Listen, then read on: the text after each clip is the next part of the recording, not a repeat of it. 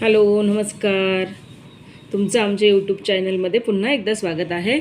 आज मी तुम्हाला दाखवणार आहे भोपळा. याला भोपळाही म्हणतात, याला चक्रीही म्हणतात, याला गंगाफळही म्हणतात, काशीफळही म्हणतात. तुम्ही काय म्हणतात कमेंट्समध्ये मला नक्की कळवा.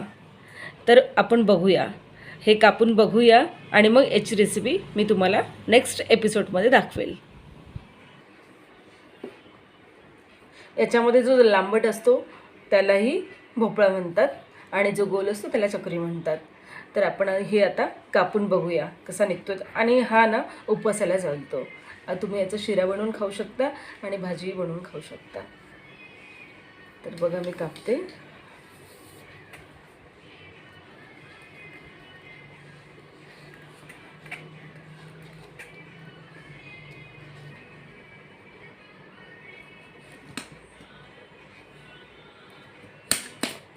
हे बघा,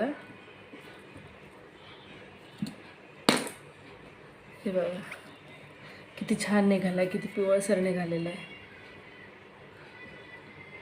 डार्क पिवळा निघालेला आहे आणि हा खायला छान असतो. जास्त कवळा घेतला तर तो खाण्यासाठी एवढा स्वादिष्ट नसतो. जेवढा पक्का असला तेवढा खाण्यासाठी स्वादिष्ट असतो.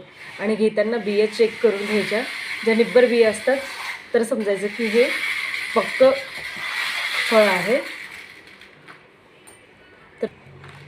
तर पुढच्या एपिसोडमध्ये मी तुम्हाला याचा हलवा आणि भाजीची पण रेसिपी दोघंही दाखवणार आहेत. तर भेटूया आपण पुढच्या भागामध्ये. तोवर नमस्कार, बाय.